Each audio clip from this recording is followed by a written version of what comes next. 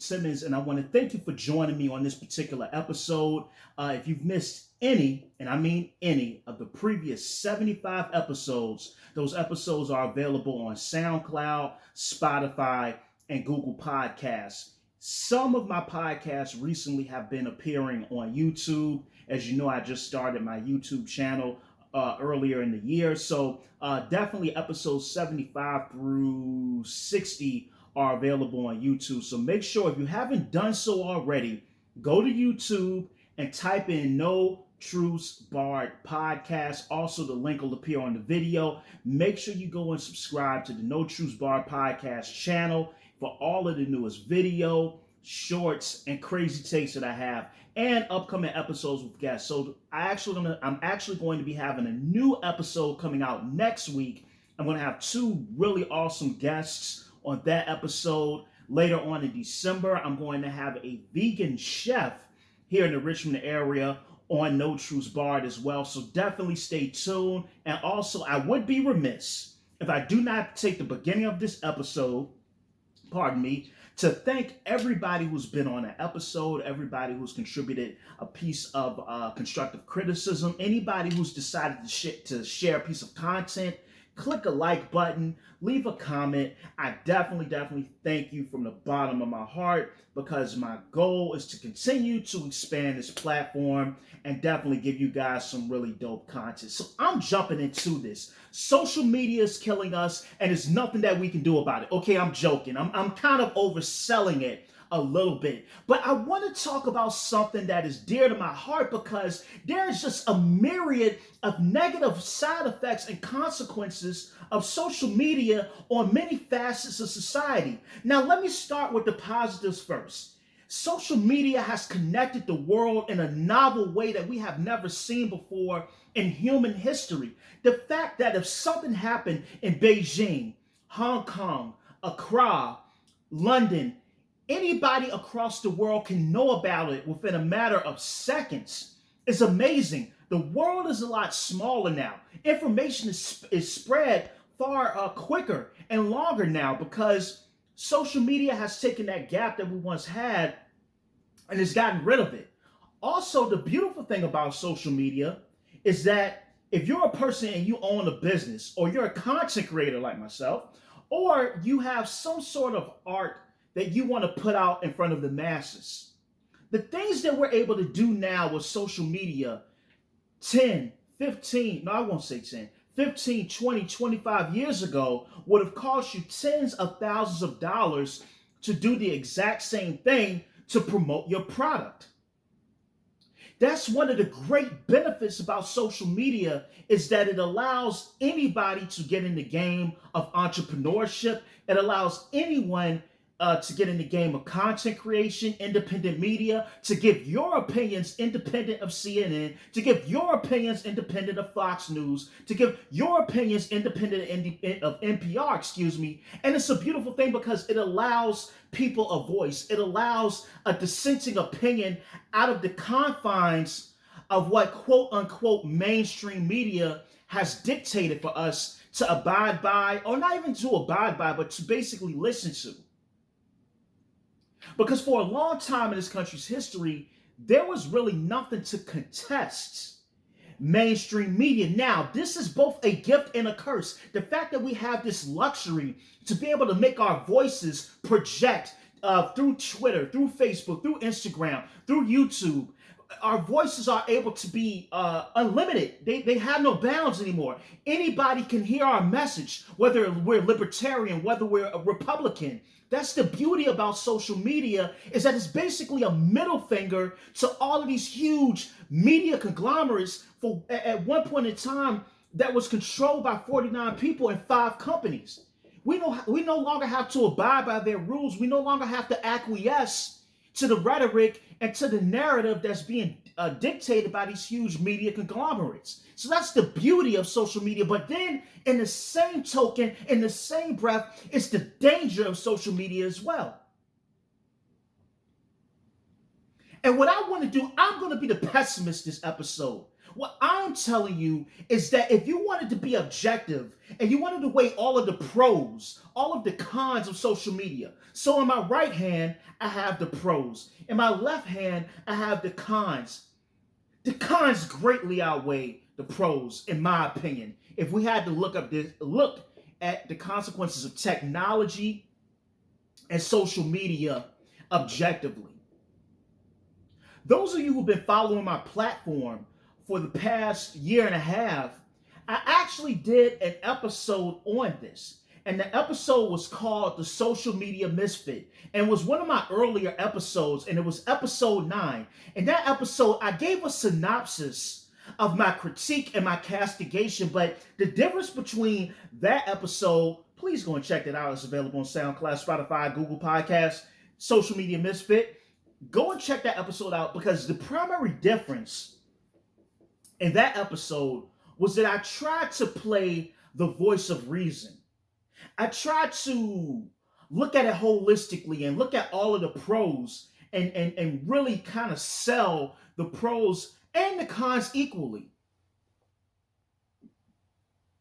In this episode tonight, I am not doing that. And so if you don't want to hear this, if you're a sycophant of social media, if you're one of those crazy people that constantly stay logged on to social media, you probably want to click off of this episode. I don't want you to, though. Like, I want you to hang out with me. I want you to talk to me in the comments, of course, or on one of my social media outlets. And once again, make sure you subscribe to the No Truths Barred YouTube channel.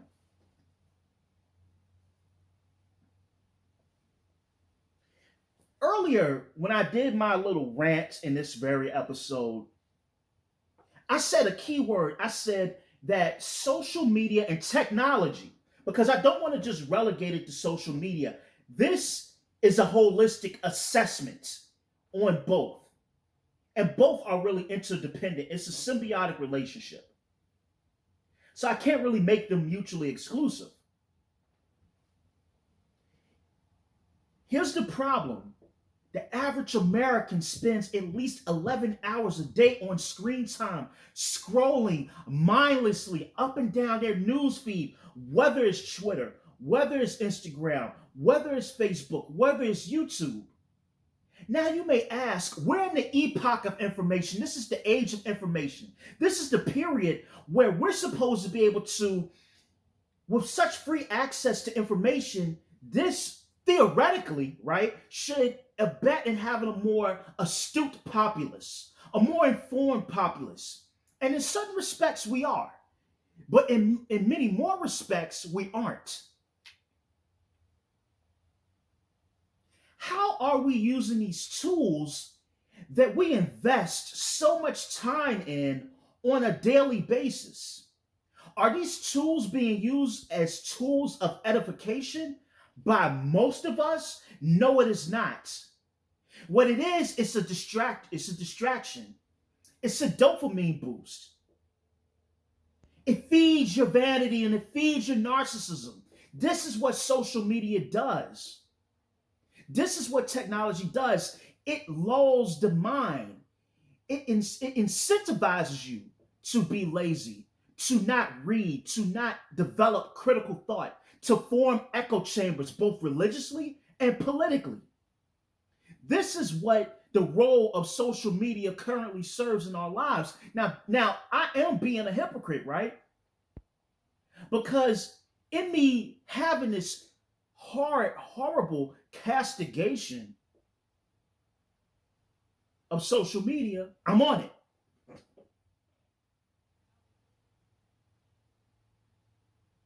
Are we all trapped? Are we all slaves? Are we all automatons now of these technocrats, these oligarchs that control us through these social media devices? They know where we eat, they know where we live, they know who we like to vote for, they know what religions we believe in, they know what type of women we like or men we or you are attracted to.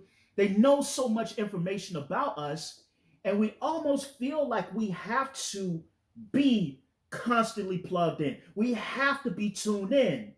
Because if we don't, we're missing out on something. And it's an acronym for that. It's called FOMO. And it's fear of missing out. So we have to be logged in. They've commoditized our attention.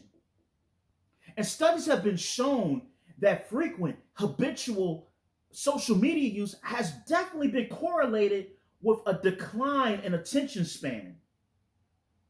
So I don't think these spikes, the argument could be there is no such thing as ADHD. I've heard people like Dr. Umar Johnson put that out there. I'm not really here to discuss that tonight. But if there is something akin to that, or if it is real, which many physicians would say it is, you cannot tell me that the advent of all of this technology, and not just technology for the sake of innovation, but technology for the sake of buying your attention and holding your attention, it has to correlate with spikes in attention deficit disorder. It has to correlate with poor attention spans. Because now we're these dopamine addicts and we constantly have to be stimulated. We constantly have to be on that wheel and we can't step off of the wheel. Because we have to have that fix every day. You know, I have people look at me crazy when I tell them that I log off social media. You know, I have people look at me crazy when I say I don't post every day. One, because I have a podcast and I'm a content creator. So people automatically think that because I am a content creator and I host a podcast, that I'm constantly on these things. But I'm not. So in what other ways has social media poisoned us? There's a ubiquitous desensitizing of the public against acts of violence. We've all seen the Facebook Live videos of young people being attacked. We've seen the Facebook, the Instagram Live videos of police brutality. Every day is on your feed to the point where when you see heinous and extreme acts of violence, you're no longer fazed by it because the social media apps have desensitized you. You're numb. This is normal. You have developed a palate for consuming appalling acts of violence. And because we're so engaged in these apps, we're no longer mortified by violence anymore. We can sit and watch this like it's evening entertainment. It's violence porn. It's racism porn. That's what it is. And we consume copious amounts of it with no trepidations. That's where we're at because of these social media apps. And if you want to make an argument about the positives, I don't care. Because I don't care what argument you try to make to me about the positives, they damn sure don't outweigh the negatives. And these apps and these devices, in my opinion, are destroying our society.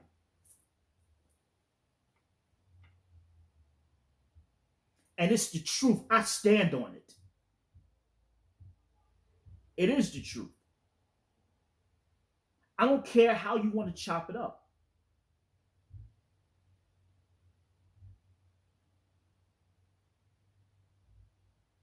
These devices, they negatively and adversely impact our health. First of all, technology, it doesn't correlate with us as Homo sapiens. So, these neurotransmitters that we have, these chemicals, dopamine, serotonin, primarily norepinephrine, right? When we examine these things and we look at our hunter-gatherer past, now some people will argue that dopamine is the reward chemical. Some people will argue that dopamine is not the reward chemical. But nonetheless, we've evolved these things over the past 200 to 250,000 years as Homo sapiens sapiens prior to the advent of the agricultural revolution. And if you follow me on my social media outlets, and I'm preaching against social media outlets, and I'm telling you to follow me on my social media outlets. But if you have to get a primary message out of this particular episode, the primary message that I'm trying to convey is a message of moderation. And it's a message of not insulating yourself from organic life, organic feeling, organic connection for the cheap, vapid connection that you receive on social media isn't even real. But I'll get into that a little bit later in the episode. But these particular neurotransmitters, the feeling was a reward for real accomplishment, really getting that hunt, really getting that kill, really building this particular structure. I made a joke. Everybody's so scared of the Illuminati. Everybody's so scared of the three Committee 300 and these nefarious clandestine groups. And everybody, I remember in the late 90s, although I was a child, but I remember these conversations. Everybody was paranoid about Big Brother. People talked about George Orwell's 1984. Everybody was so paranoid about being surveilled and watched. And nobody wanted to give up their information because we're like, that's what the goal is. It's for Big Brother. It's for the government to watch you. And I make the joke now, they don't have to do that because you have Facebook, you have Instagram, you have Twitter, where you can get a like, you can get a comment, you can get people to share your photos, your content, whatever it is, right? Whatever feeds into that modicum of narcissism that you have, social media can play to that. And the government doesn't have to come in with guns to seize who you are. The Illuminati doesn't have to put microchips in your forehead or underneath your flesh to track you. All it took was a massage of your narcissism and your ego, and you willingly gave up everything about yourself. The names of your children, your spouses, where you like to eat, where you like to shop, how you like to spend your money, where you like to vacation. So there doesn't need to be a secretive government database anymore. All I have to do is follow you on social media and know who you are, because the validation, the dopamine fix is more preponderant and more important to you than your privacy. It's more important to you than real organic connection. There's no need for an Illuminati. You already gave it all up for a like and a comment on your social media. And people know that everything there is to know about you.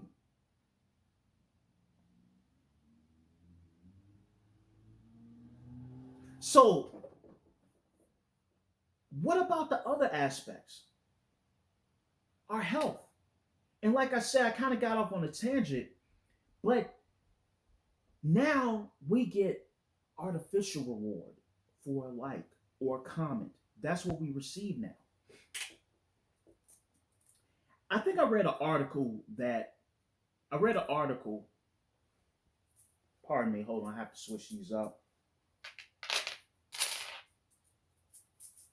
This here. All right, back in business.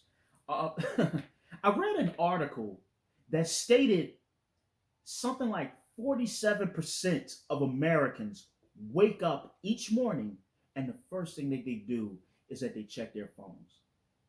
No prayer, no meditation, no exercise, no reflection. I have to check this piece of technology. I have to scroll. So many of us at night, prior to going to bed, we have to do the same thing. We have to scroll. We have to constantly be on social media or looking at YouTube or looking on the CNN app. That's where we have to be at. Now, what begins to happen here? Well, as we know, technology, computers, I'm not just speaking about social media in this regard, but as we know, technology, it makes us sedentary. Like, for example, I'm sitting in a chair right now. Many physicians would say that every about 10 to 15 minutes, or every 15 to 30 minutes, you should actually get up and walk around. Because we didn't evolve to be sedentary creatures. You see a lot of people that work office jobs for years, they start to develop humps in their back because you're sitting like this. You're not sitting erect. You're crouched over. People begin to develop poor eyesight because We spend so many hours a day in front of these screens, whether it's your laptop screen, whether it's your personal PC, whether it's your computer at work, whether it's your smartphone. All of us are constantly in front of a screen, which is affecting our eyesight. And if you study, for example, some of the negative effects of social, not even social media, but technology on sleep, it's revealing. Because as we know, poor sleep can lead to obesity. Poor sleep can lead to uh, uh, various neurological disorders. Poor sleep can lead to heart disease. Poor sleep can lead to heart attacks and other types of diseases as well.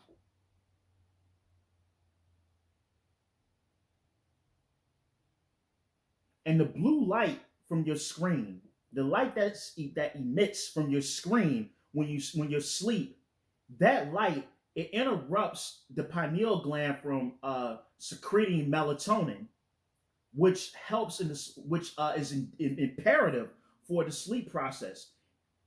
Studies have also been shown that light from your phones or your TVs or your laptops, looking at that before you go to sleep, can interrupt you falling into REM sleep. And you really, in order to get real sleep, you really need to fall into REM sleep. These apps, these devices, they lead to poor concentration, like I mentioned earlier. And the irony is that, like, let's say, right, you were an alien and you were described technology on paper. And when I'm speaking of technology, I'm talking about in the context of things that we use every day as human beings. And if you were to look at it on paper, you would think like, wow, could there be any negative effects of this? You would think that no, it couldn't be. It would have to be positives all across the board. But that's essentially is not true.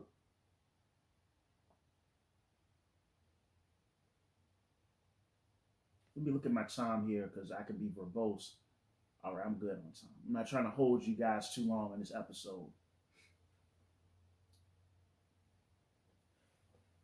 But social media is ruining your sleep, and your sleep is your body's way of rejuvenating itself.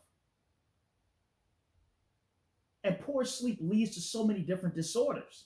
But once again, it's the addiction to have to know what's going on.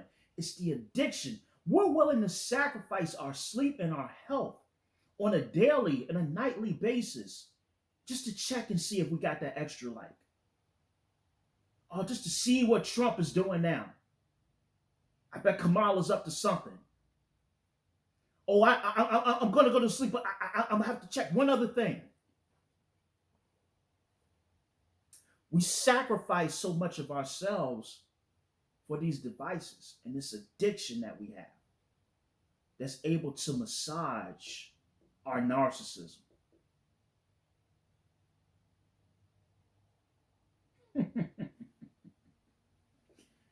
Oh man, people are gonna hate me, but I sound like a hypocrite. I know because I have social media.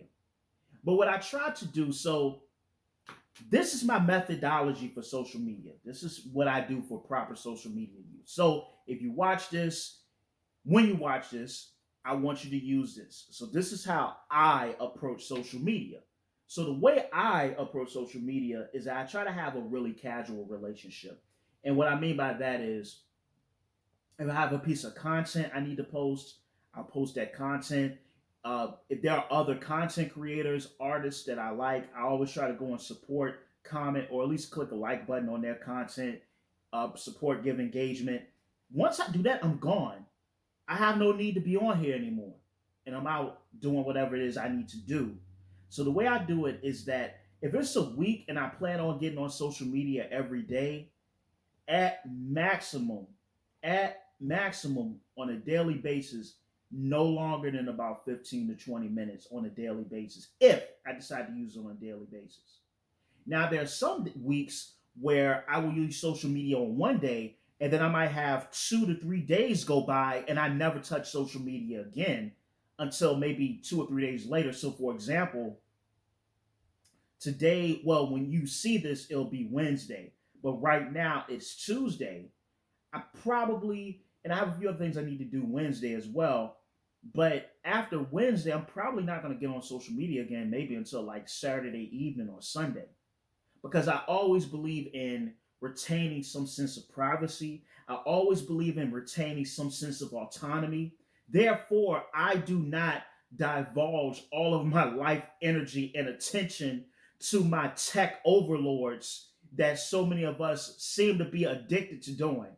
So I always try to take a step away, and I have people like, "Hoy, I posted this, or I shared this, or I'm doing this, and are you ignoring me, or you didn't see?" No, I am not ignoring anyone on social media. I just have a very minimal use of social media. Therefore, I miss a lot going on. And I apologize, but I tell you what was the turning point for me where I said I have to really watch how I'm using this. This was like 2018. And I'm going to get back to the topics that I want to hit on this episode, but I kind of want to use myself as evidence here, right? 2018, it was a Sunday afternoon. I'm laying down on my bed and I get on Facebook. So I've deleted my Facebook, guys. So I don't have a Facebook anymore.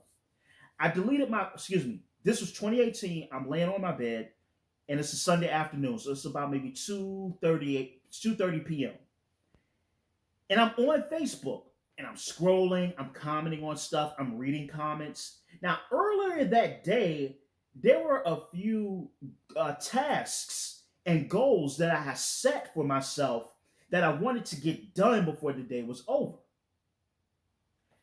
Around 2:30, so I'm like, well, I have a little bit of downtime. It's a beautiful Sunday. I'm just gonna chill. I get on Facebook. I'm commenting, I'm scrolling, I'm commenting, I'm liking stuff, I'm commenting, I'm scrolling, I'm liking stuff, or what have you, right? Then I get on Instagram and I'm doing the same thing over on Instagram. I'm commenting, I'm scrolling, I'm moving up and down the news feed. And then I'm jumping back and forth between Facebook and Instagram, and I'm here and I'm jumping back and forth. This was 2:30. I turn around, and it was during the summertime, so you don't really notice because the days are a lot longer. It's 2:30 and I'm doing this back and forth, but then I'm getting up and walking around. I'm grabbing something out of the refrigerator, and then I'm coming back and sitting down, and I'm in my so I'm going back and forth. I'm oscillating here, and then I turn around and it's 6:45. And I'm like, whoa. So that's what? So that was 3 hours.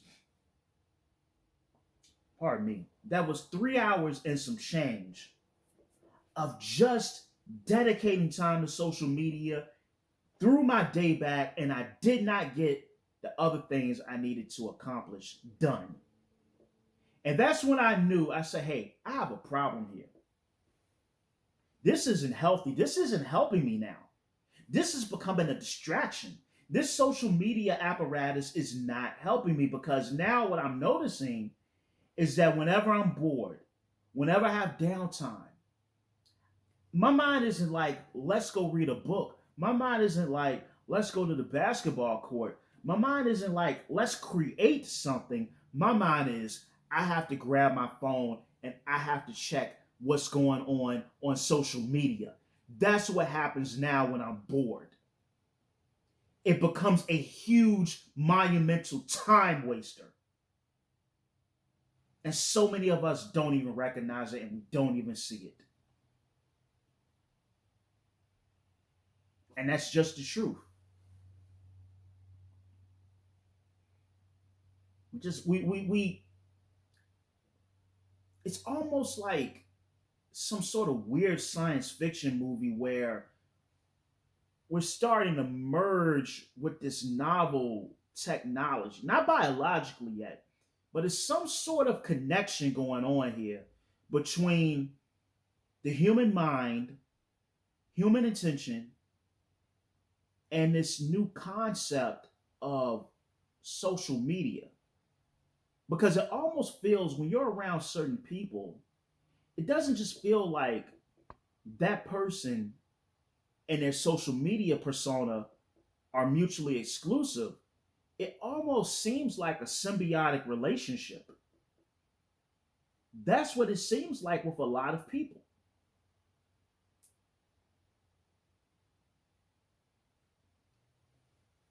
I argue that social media has made us automatons, that we become hypersexual, we become uh, political tribesmen, and it just exacerbates these things that are not good for us as a populace. Everywhere you turn, sex is rubbed in your face on social media. And by extensions, because we have a hypersexual society. But you're just inculcated. Uh, the concept of hypersexuality just inculcated everywhere you turn on social media. That's what you see. And so it leads me into another point, and I want to build on this. The problem with technology and social media is that it's killing organic human relationships. It's killing relationships in general. And I would say that dating apps is definitely social media. And what social media does, it removes the human aspect. It's called social media, but it's anything except social. So we've developed communities as Homo sapiens. This is how we outperformed and outproduced our Neanderthal brethren. Is that we were always in communities and groups. And what social media does, it takes that organic, real, and tangible aspect of being social, that tangible aspect of a community, and it removes it and replaces it with something much cheaper, vapid, and artificial, such as a like or a comment.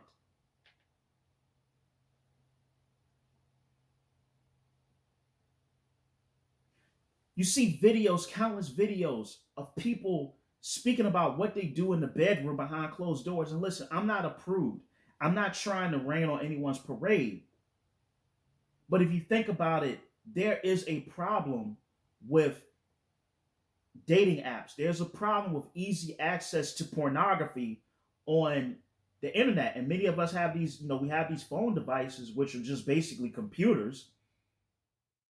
To me, this is why I say social media is killing relationships and potentially marriages, is because it produces a frame of mind that people are expendable, that is always going to be something better on the other side. That if this person gives me one problem, if this person gives me one issue, there's something better that I can replace them with. So I don't need to work on problems in a relationship. I don't need to try to fix commitment issues because it's somewhere there. It's someone there that's better. It's someone there that I can get that's always going to be better than the person I have. Or even if you are in a committed relationship, you can still have a side piece. And social media has encouraged these nefarious and toxic ways of men and women interacting, such as having sneaky links and bragging about being a side piece or having a side piece. And we're manipulating and damaging people emotionally for our own desires, our own narcissism, our own pleasures. And we don't really care about the fallout from these decisions, not on an individual level or a societal level. And social media teaches this hyper individualistic perspective where we don't give you know what, about community. We don't care how are these relationships that are being destroyed via social media, how is this going to affect the rearing of children coming up in this generation? Are we going to have healthy households and healthy families to rear children in? These are real questions.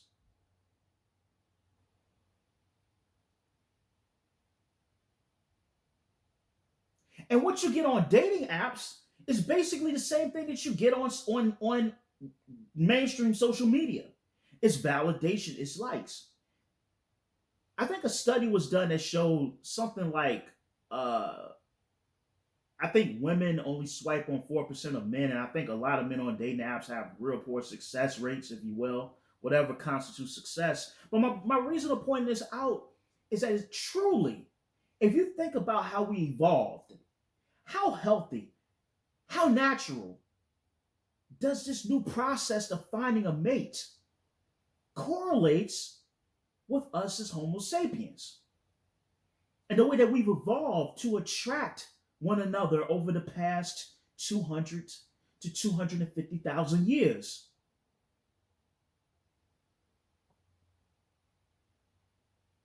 I read that marriage rates are at an all-time low. I read that there's a decline in childbirth.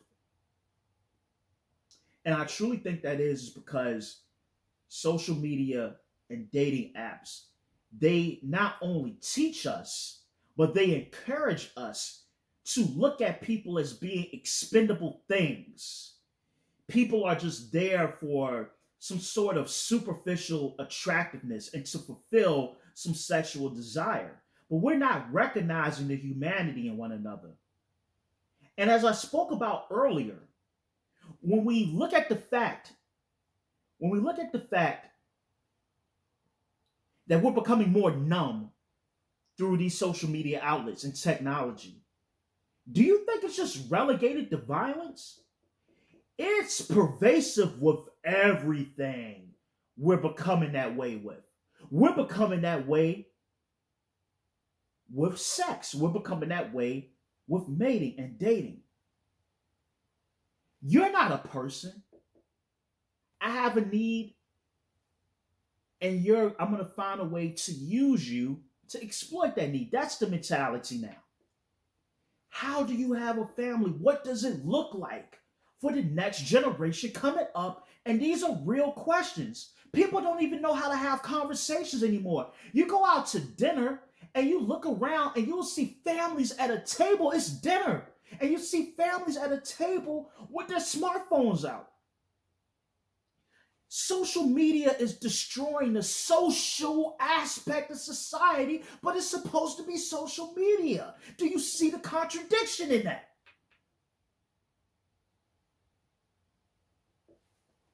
Maybe I'm getting too passionate. I mean, who cares, right? Maybe I'm just some out of sync. I'm getting older. Maybe I'm not with the times. Who knows, right? Maybe I'm complaining. Maybe I'm nostalgic. I want some 90s-esque sort of past to come back or what have you. Maybe I need to say, hey, I have to adapt. I have to evolve. I have to look at the situations now and figure out, how do I assimilate? How do I acclimate to society, where it almost seems like social media is at the nucleus of everything.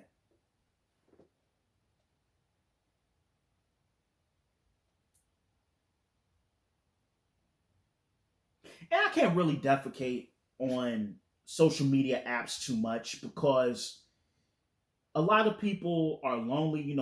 We've gone through and we're currently in a pandemic. So a lot of people are alone, a lot of people are lonely, and people turn to these dating apps to find someone.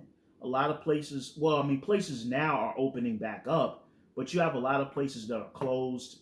You have people that aren't able to really get out there and meet people. So, hey, and I know that somebody out there is going to see this video, and that's going to be the argument that you say to me, is that, yo, Hoy, I need this dating app. If I don't have it, how am I going to meet anybody? And I feel you. I get it. Trust me, I do. I'm preaching moderation. I'm preaching control here, right? That's what I want people to do. I'm not saying that you should be alone. I'm not saying that you should be lonely. But don't fall into the trap of the dating app. The dating app industry is a multi-billion-dollar industry. They make money off of you being single. They make money off of you being unhappy. Honestly, for you to find a happy, fruitful relationship on a dating app could be the worst thing to happen for the dating app. It is the casino of love. It is predicated upon you losing. The casino wins, you go home broke. And that's what it is with the dating app. So if that is your primary modality for trying to find someone, you're going to be lost out here. And you're going to find the same problems that I'm talking about on social media, on the dating apps as well. And that problem is this. The problem is that humanity is stripped away. And you're looking at people as things and items that are expendable. They have no feelings. The only thing that they're there for is to fulfill a need for you. And if they cannot fulfill that need for you, you don't try to work on the problem. You don't try to talk it out. You don't try to find resolution. You just get rid of them, because these apps and social media teaches us that validation, likes, comments, swipes are what's important. That's what's paramount. And it's not organic relationships, whether they be friendship or romantic. This is why social media is deadly. And this is why I advocate and I urge people to use it at most. If you have to use it every day, a few minutes, 2 to 3 minutes, and leave it alone. But if you want to do it longer than that, 2 to 3 times a week.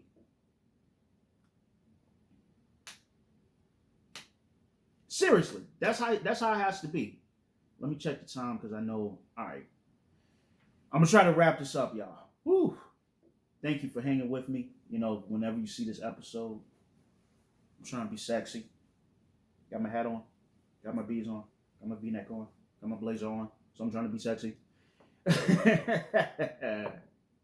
Also, if you haven't done so already, make sure you subscribe to the YouTube channel, which is the No Truce Barred YouTube channel. Please make sure you subscribe. I have a lot of cool stuff coming up for the remainder of the month, and definitely next year. 2022 is going to be nuts, y'all. So make sure you subscribe to the YouTube channel. Make sure you follow my new page on Instagram, which is _No Truce Barred podcast. Also, you can follow me on Twitter at That Guy Hoyt as well. So click that subscribe button, leave a comment, and like this episode. You better do it. No, I'm joking. But but thank you for checking this episode out. So let me continue. I want to wrap this up. You know, I know Mark Zuckerberg is one of pardon me. Yo, see, that's the Matrix. I can't even get this man's name out. You know, that's the Illuminati for you. But no, I was just saying, Mark Zuckerberg is going to want to kick my ass after this episode, you know, because I'm messing his money up. Because if people start listening to me, they're going to get rid of that idiotic meta concept and not even engage in that. But anyway, so I mentioned facets. I got into health. I spoke about relationships. I spoke about dating apps. And the last thing that I want to talk about here is political tribalism. And that's definitely something I want to talk about as well. So let me backtrack. At the very beginning, one thing I mentioned is this, is everything has a dualistic nature. There's a yin and a yang. There's nighttime, daytime. There's good and evil. So it's always a duality to everything in life. There's a masculine, there's a feminine. You cannot escape a duality. I believe that the universe is built on the principle of two, but that's my more esoteric side, but we can get into that on another episode. Duality is everything. So I mentioned that there's a beautiful part of social media. The beautiful part is that we stand up, we're against, not necessarily against, but we have that alternative voice in juxtaposition with mainstream media. So we're there. If you're an independent content creator, such as myself, independent media, we have a voice outside of MSNBC, outside of CNN, outside of Fox News, outside of C-SPAN, or outside of the news and, you know, your local municipalities or what have you. So we have that voice, and it's a beautiful thing. We can promote ourselves. It's a beautiful thing. This is the duality of social media.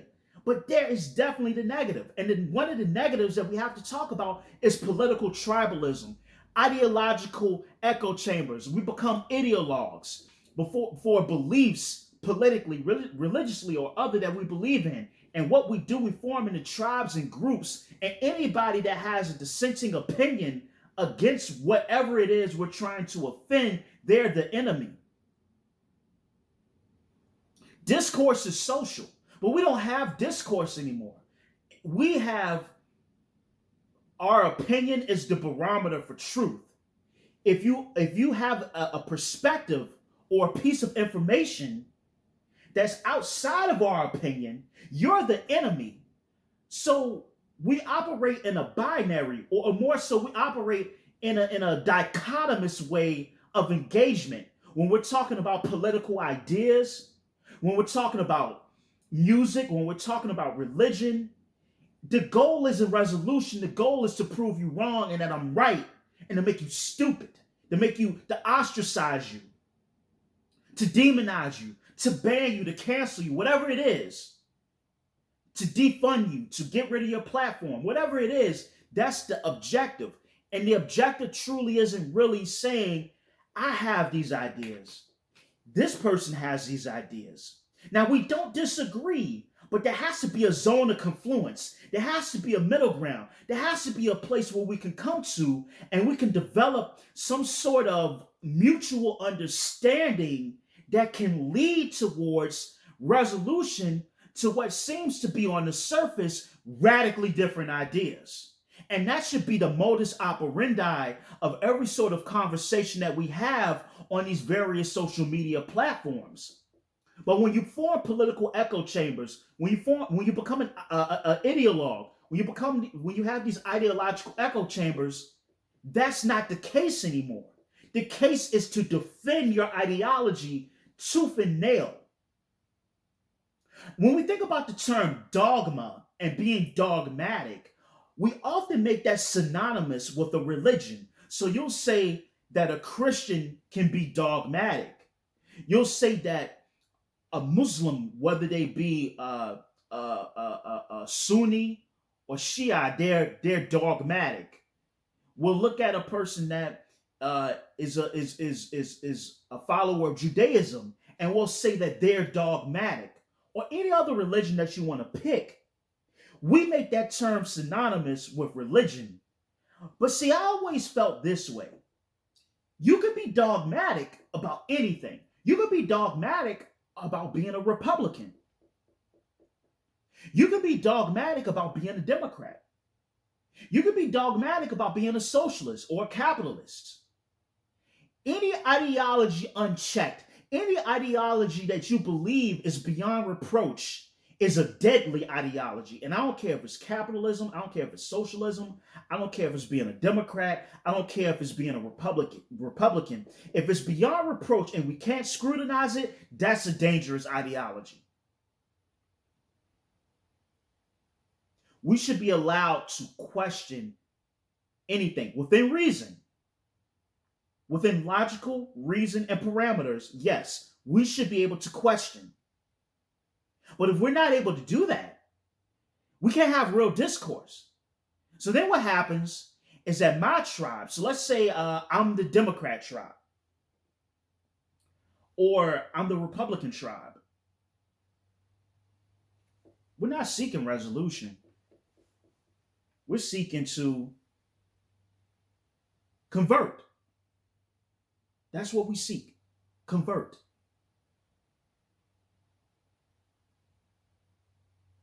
We just become political zealots, ultimately, at the end of the day. And things like Twitter, Facebook, primarily, those two more so than anything else. Twitter and Facebook has allowed such gross misinformation and political tribalism to take root. And it, pardon me, to a degree, it's only really so much they can do, because we're seeing a habit that goes back to our early hunter-gatherer days, because what we would like to believe in our mind is that we're governed by logic far more than emotion. But that's not the case. If you look at us as early hunter-gatherers, Homo sapiens, and even you study our cousins, our chimpanzee and bonobo cousins, you'll notice that we would actually set aside logic. We really operate on groupthink a lot more than we would like to believe. And we'll be willing to compromise logic to a degree to either raise up the rank in a social group, to join in the fervor of a belief of a particular group, because we fear excommunication. And out of the fear of excommunication and being ostracized, we will willingly sacrifice logic to join a group and participate in something that objectively makes no sense whatsoever, that objectively may not even benefit me directly.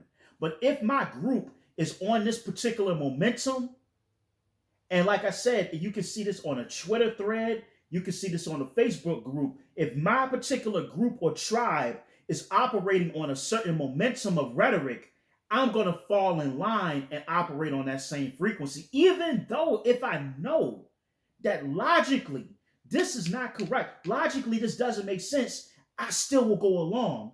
So then the emotion of acceptance, the emotion of assimilation, the emotion of a rallying cry overrides logic. And this happens way more than not. And we can study history and see all of this. We can see it with the Crusades. That's a huge one. We can see it with Genghis Khan and the Mongols. We can see it with the transatlantic slave trade, or any form of slavery, but definitely the transatlantic slave trade. We can see this. If we had to look at these situations logically, now I had a professor that told me you don't use presentism, which is essentially trying to use your, back then, your 2013 views or 2012 views on ancient world. So I don't want to do that here. I'm not going to try to use my 2021 views on ancient world. But what I want to say is that human beings, we have a habit of giving into caprice. We have a habit of giving into riot. And we're drawn up into theatrics and emotion a lot more than we would like to believe. And this is no different from what we see on Twitter and Facebook following political ideologies. Okay. All right, folks, hold on. Let me check one thing. Hold on.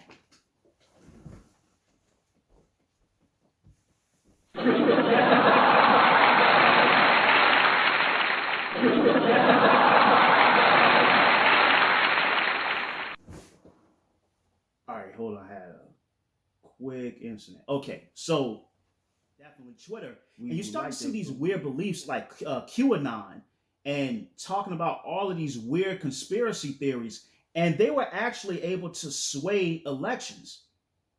And you can look at social media and see that it definitely was important and was definitely one of the influences on the January 6th insurrection that happened. These things took root in social media. So as I spoke about earlier, when I'm talking about that duality, the duality of both good and bad, the duality of, oh, this is a beautiful thing where everybody can have a voice and people can give their opinions, but there's also a duality that can lead to an insurrection as well.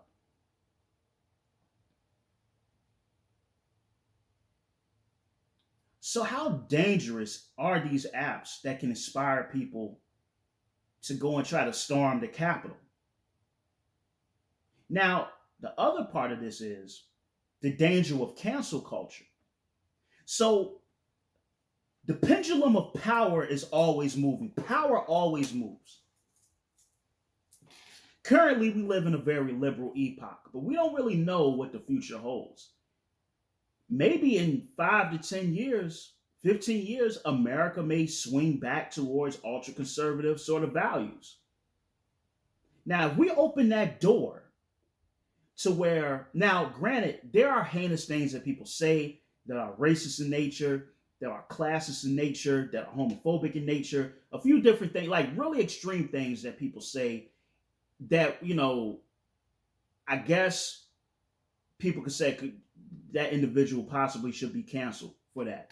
But then there's many more cases where petty things people want to try to get rid of people for. But this is the problem, and this is what I want to hone in on. When power moves, and if you, for example, I don't really consider myself a Democrat nor a Republican. So if you're one of those people that operates under the Democratic umbrella, or you're one of those people that operates under the Republican umbrella, and you're so hyped to cancel people, you're so anxious, you're so anxious to eliminate people and get rid of their platforms and deplatform them, what happens when the opposite side gets power? Because now you just opened the door that can no longer be closed. So if you're a liberal and you're about canceling, these conservatives over here, what happens when they gain power and they want to use the same argument to try to cancel you? Who has the barometer to be, who has the capacity to be moral police? Nobody does. So the danger with cancel culture is that now we've opened the door that if a lot of people come together and agree that this thing should not be said by a Republican, that they should get canceled. Now, what happens when those people get power? Or they become a majority again? Maybe they won't, but if they do, this is a door that can't be closed again.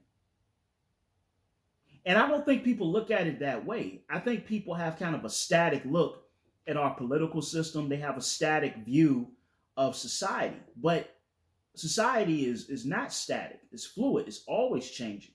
It's always evolving. And sometimes ways of life that we thought were gone may come back.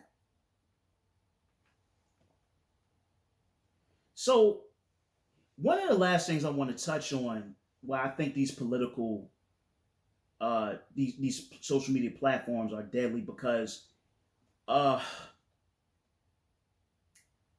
good candidates can be destroyed by misinformation that's spread on these social media platforms. That's just my opinion. The DNC, the Democratic Party, destroyed Bernie Sanders' campaign twice and on purpose. In 2016, the DNC was in debt after Obama was running his re-election campaign. A lot of money was spent. The DNC was in debt. Hillary Clinton came in and basically took over the books and the monies and the funds for the DNC. So essentially, you have a candidate running that's overseeing the funds and the monies for the DNC. And this worked against Bernie dramatically. And then, the information came out that the DNC was actively not trying to support or do things to incapacitate Bernie Sanders' campaign. And I remember on 2016, when Bernie Sanders had his speech at the DNC, and this is why I have my issues with CNN and these other big networks, is that when Bernie had his speech, CNN muted the applause of the crowd. Now, when you looked at the speech on other channels, you could hear the applause of the crowd.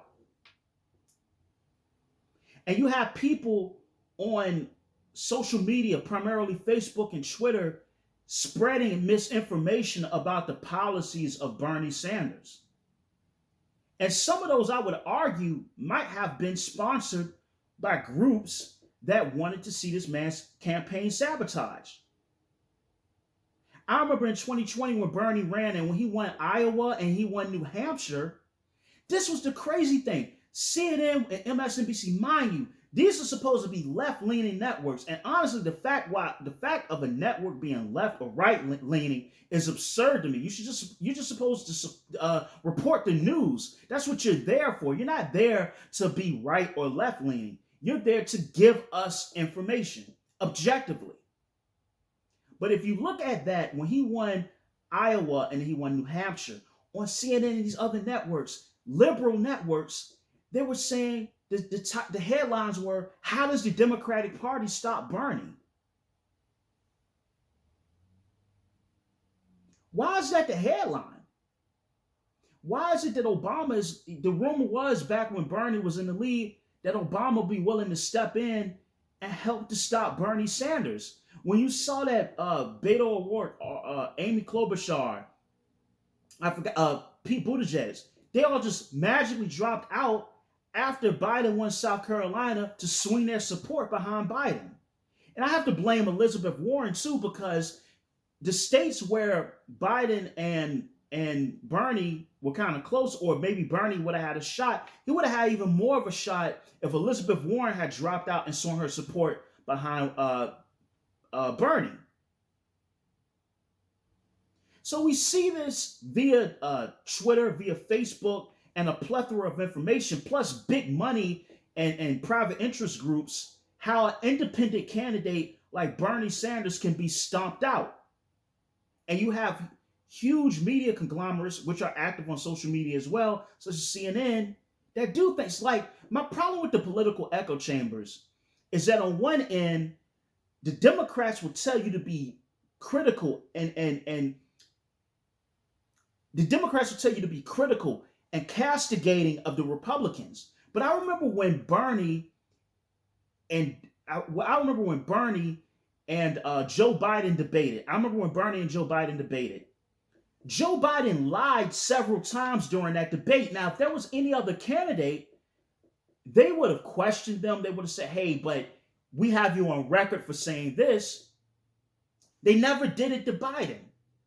And it kind of showed you that CNN plus Obama plus others kind of had Joe Biden, this centrist, as the man that they wanted to get behind and go with to face against Donald Trump. And so not only is social media toxic on those levels of the health of relationships, of political and ideological echo chambers, but it's also toxic in the sense that it can be used in a nefarious manner to stop a candidate that the establishment does not want to get behind.